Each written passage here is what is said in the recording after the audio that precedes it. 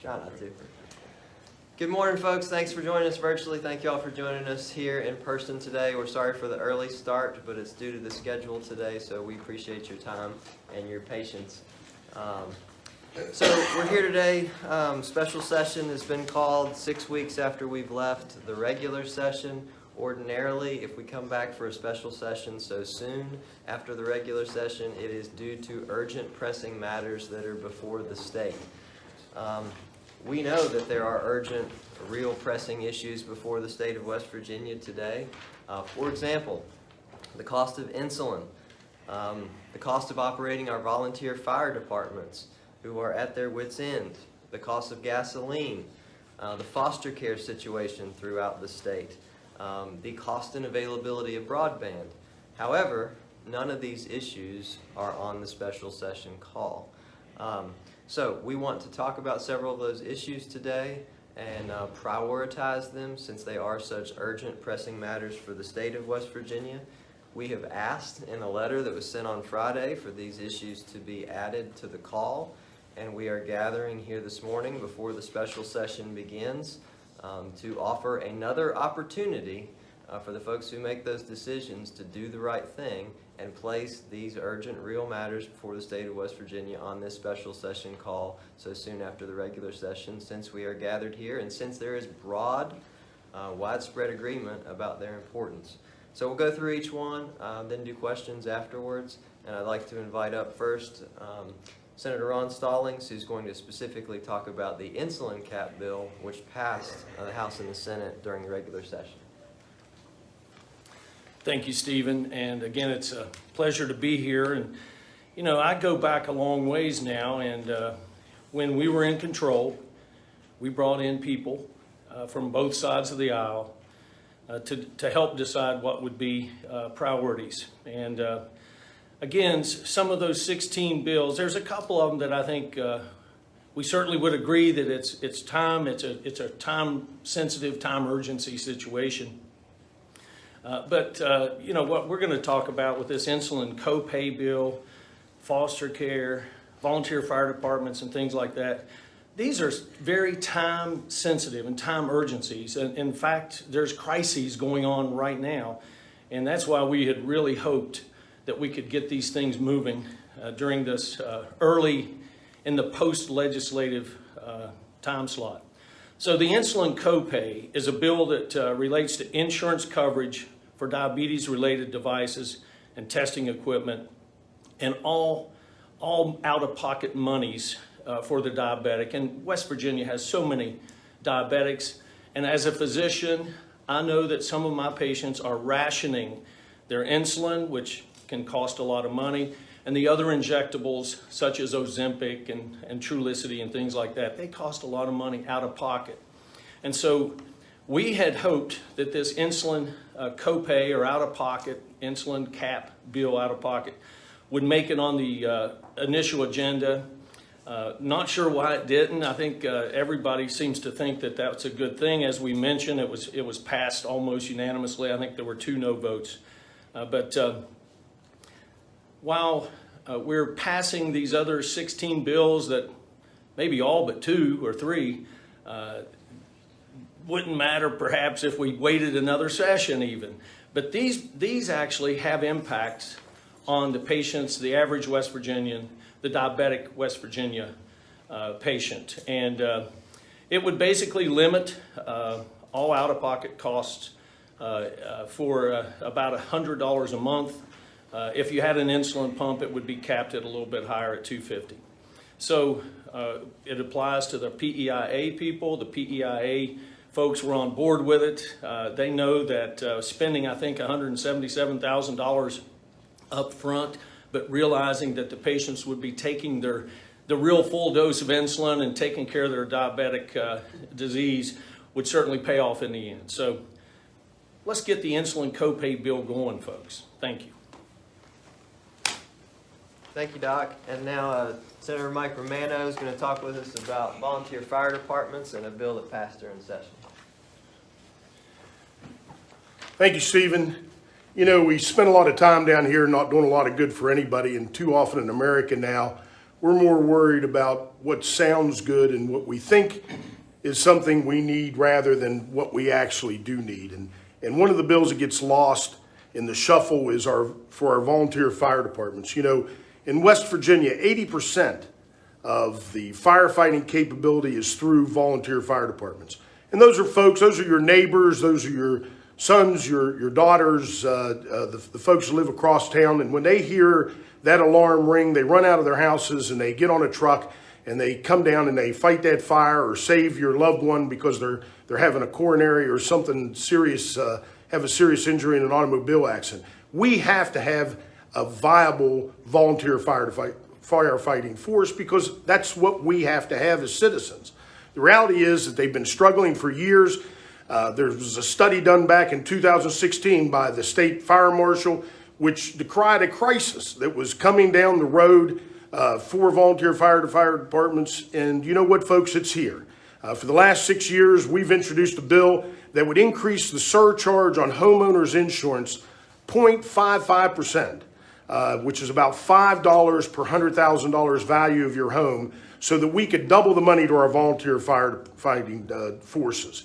If we don't do that, we're going to continue to lose volunteer firefighters and volunteer firefighting departments in the South. There's several of them teeter-tottering on the brink of closing their doors because there's just not enough money.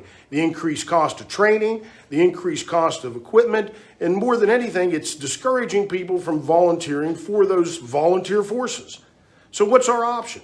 Well, the option is you lose your volunteer firefighting department, your homeowner's insurance isn't going to double, it's going to quadruple, if you can get it. Because most insurance companies will not insure a home or a structure if there is not a first due firefighting force that covers your area. Think about that. No homeowner's insurance. That means no mortgages. That means no protection when your house burns down, your greatest investment for most people in America.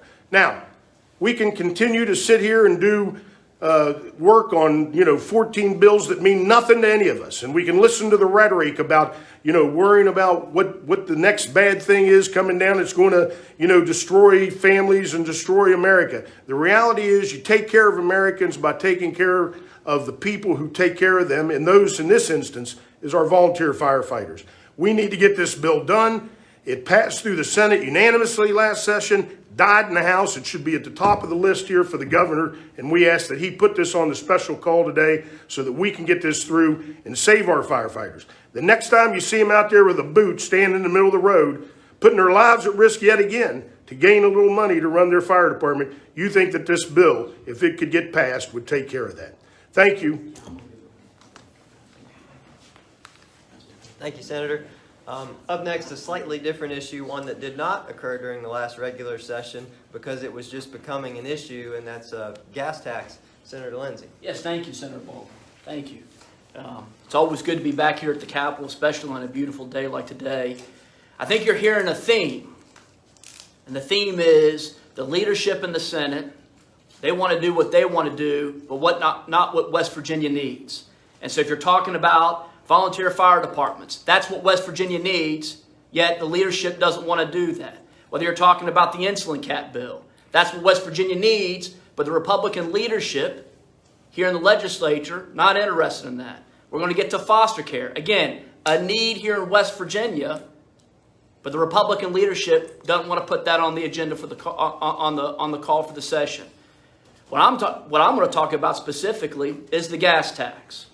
Something that we have tried to push as a caucus, talking to the leadership in the House, talking to the leadership in the Senate, talking to the governor's office, trying to put a tax holiday just for 1 month, eliminating the tax for 1 month to benefit West Virginians. According to the stats, West Virginians on average travel 50 minutes a day to and from work. Eliminating that 35.7 cents state gas tax would give them huge relief in a time of inflation where they're paying more for utilities and food and fuel. Not on the agenda. The initial argument was, well, hey, you know what? It's going to mess with our road bond. Have you heard a Republican detail that? No, because it won't. Maryland was able to do the same thing, and they were able to keep their road bond. Not to mention, what we asked to do was any lost revenue would be taken from the $1 billion, close to $1 billion that the state legislature is sitting on in surplus, take $35 million and make up and fill the gap of that lost revenue for a month. The second argument was, well, hey, you know what? If we reduce that gas tax for West Virginians, won't other people from other states get a tax cut? Well, that's just ridiculous. What we care about is West Virginians, and this is what West Virginians need. If you're trying to get to work, if you're trying to take care of a loved one, if you're trying to get your kid to ball practice or to track, you need a relief at the gas pump, and that's what Democrats are talking about, yet the Republicans are just not interested at all. Instead, we're here talking about an exemption for Bluefield State College out of the HEPC. We're talking about all these other bills that, yeah, maybe there's some value, but it's not what West Virginians need. And for some reason or another, the Republicans just aren't interested in doing what West Virginians need. And so I'm glad to be here with my colleagues and be with you all here today to express that message. Thank you for your time. Thank you, Senator Lindsay. So I want to circle back to foster care, which we've talked about here.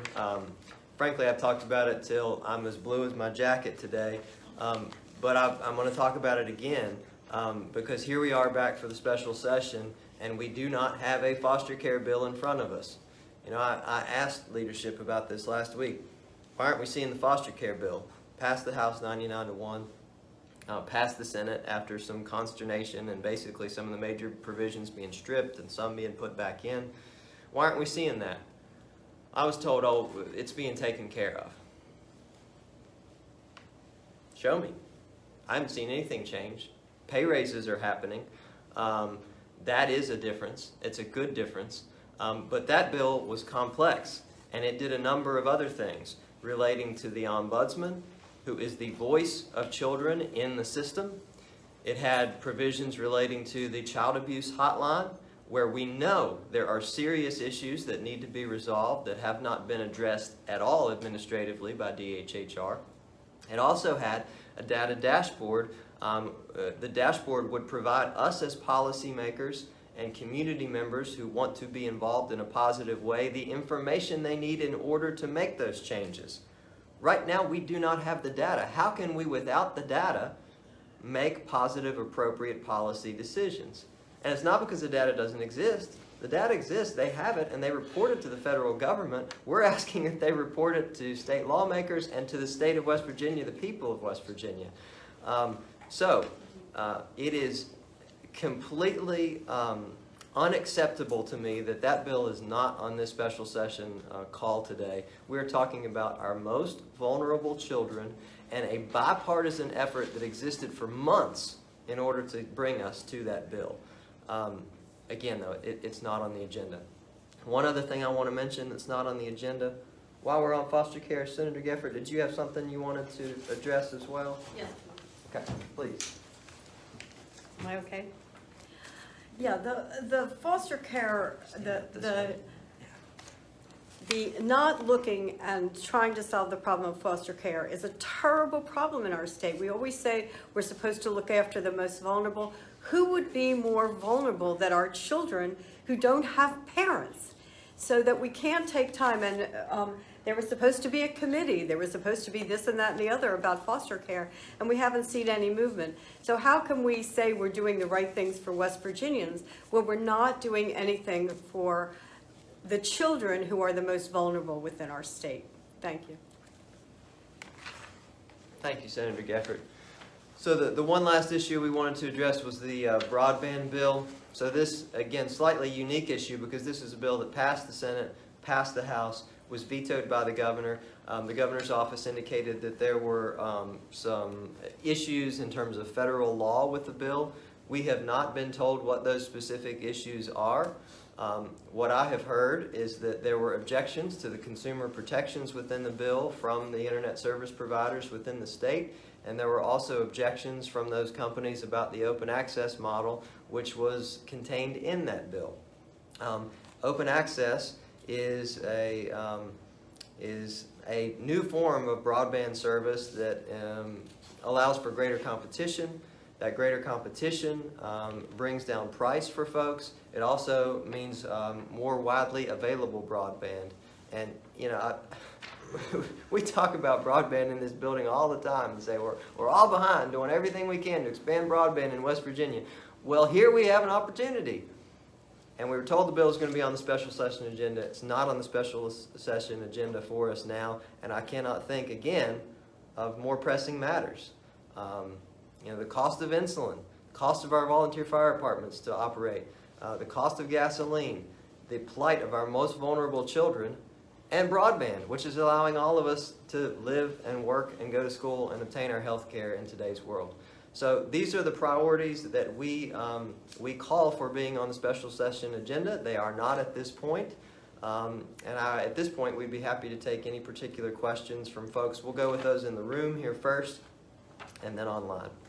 Steve? Yeah, it's interesting you brought up the broadband bill because of it being not on the agenda and with them saying they were possibly going to put it on the agenda and not doing it. Mitch Carmichael, the Secretary of Economic Development, was at a meeting in Parkersburg Friday without naming any names or even specific legislation. He seemed to decry that version of 4001, specifically talking about how they didn't want to overregulate, and that was a problem. So it seems that there's something in the administration where they don't want that type of legislation at all. What would you say to that, saying that 4001 is overregulation? Well, I think you've hit on it. It's a policy question. It's not a legal question. It's a policy question, and they don't like the policy.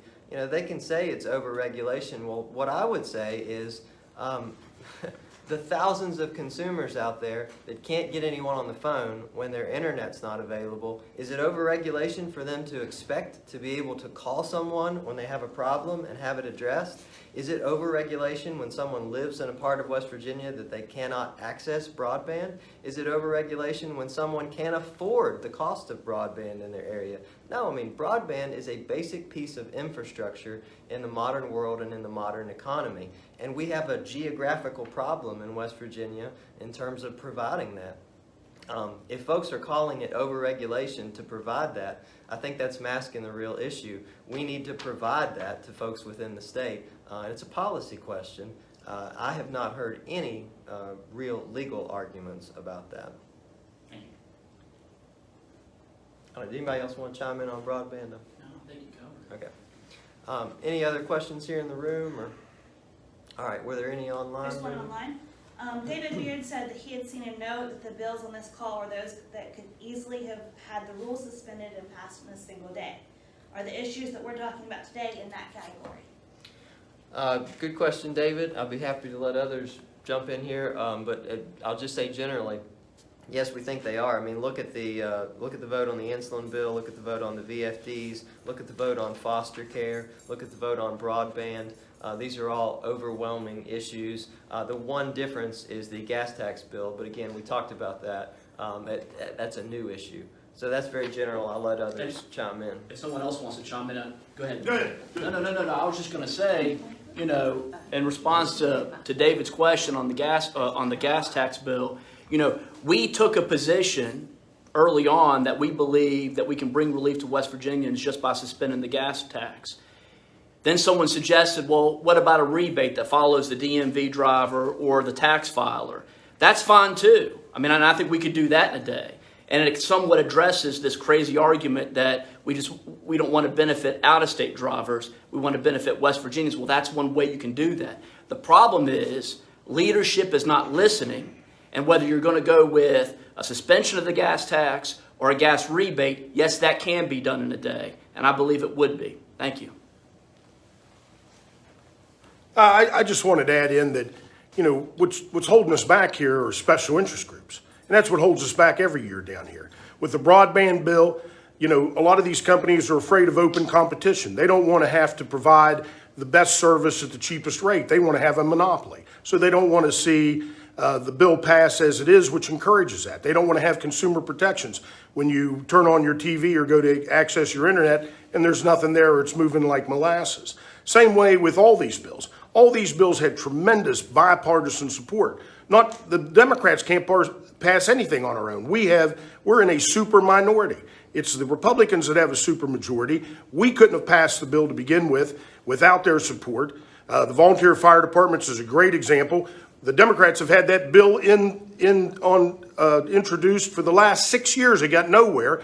We happened to have a Republican sponsor this year. We got it out of the Senate almost unanimously. I think we had one absence, and it dies in the House because nobody would put it on an agenda. None of these bills would hold us up. None of these bills need to be held back for any reason. They do good for West Virginians, unlike all the other bills that are on this special call. And these are the bills that ought to be getting the priority of this special legislative session. It would be money well spent instead of money wasted.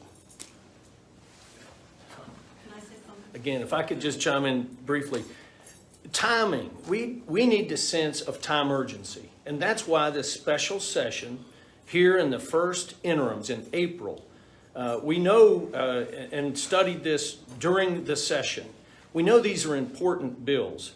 And also, but time sensitive, time urgency needs to apply here. Whether it's, losing the fire department up at Sharpless and on the border of Logan and Boone County. That's been in the paper. We need to do things now. We don't need to wait until January to do some of these things. Foster care won't wait. Diabetics, supplies won't wait. VFDs won't wait. Now is the time. This is a perfect time that we could have done some of these time-sensitive issues. We're in crisis. We're in crisis mode for some of these things that we just talked about. Yeah, one more thing about the gas tax. It's really hurting our suppliers in West Virginia because people who live on the border are driving the extra 5, 10, 15 miles to go to another state to get cheaper gas. So it's hurting our consumers as well as just the whole way we're viewed in West Virginia, that we seem to throw out good ideas and yet we can't seem to get them put into practice. Are there any other questions on? Okay. Did you mean on? Do you have one online? I have to, you can go. Go ahead, Steve. You're here. Foster care specifically. Obviously, as you had talked about, it got pretty heavily gutted. The version that finally came out of the Senate got pretty heavily gutted. Didn't get taken up by the House on the last day. Even with the gutted version of that bill, which I believe deals specifically with some of the legal issues, the ombudsman, even if that bill were to get put on the agenda in that gutted form, would that be better than nothing at this point in regards to foster care? Absolutely, yeah, it's better than nothing because it still includes the ombudsman reform, who again, she is the voice of the children in the system. That is so important. It also includes the child abuse hotline reform, which is vitally important. If you're a mandated reporter and you call in, you suspect abuse, we need to make sure that process works and that call that comes in actually goes to a local office or to law enforcement so that folks there locally can check in on the child in question. So yeah, was it gutted?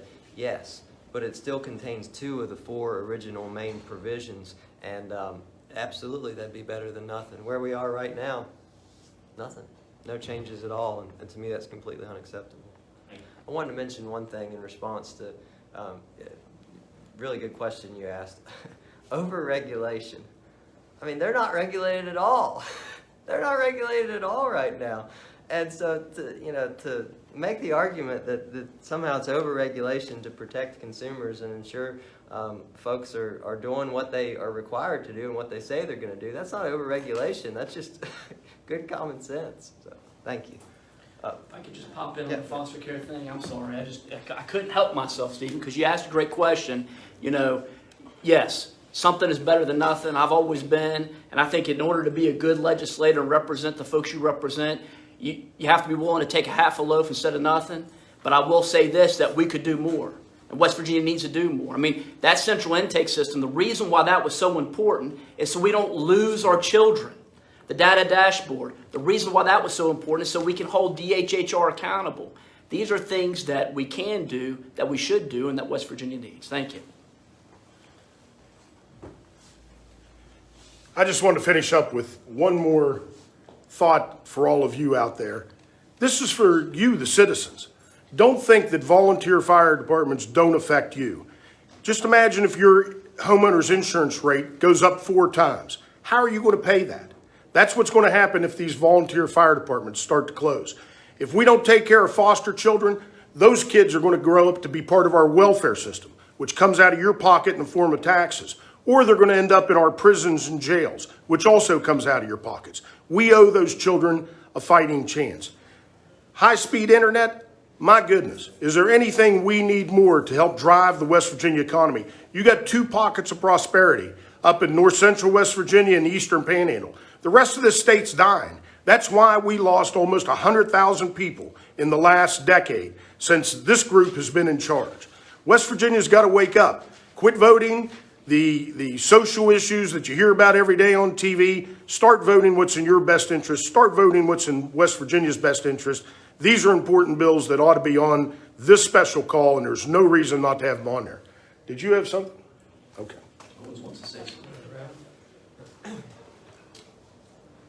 All these bills are people-friendly bills.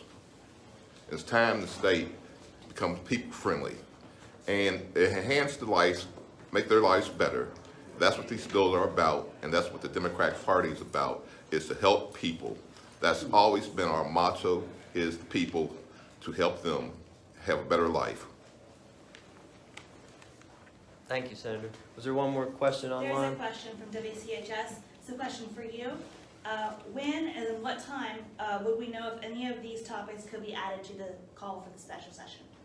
Well, we haven't received the bills yet. Yeah, we go into session at noon today. We haven't received final versions of the bills, so it's not too late. That's why we wanted to give one last opportunity to do the right thing. You know, and these bills that we're talking about, we already have them because they've passed either both chambers or at least one chamber of the legislature. They've been introduced. Yeah, excellent point, Senator Romano. And we have, and I failed to mention this, we have reintroduced these today. So these bills that we've talked about, we have reintroduced them. They've already passed, but just to be on the safe side, to be on the up and up, we've reintroduced these bills today to have them before the legislature for consideration. So for the logistical question, is it possible? Yes, but it requires that these issues under the law be placed on the call. That can happen at any time before we gavel in. Is that all the questions? That is all the questions in the chat in the room. All right. Thank you all so much for your time. We appreciate it, and I hope you have a great day.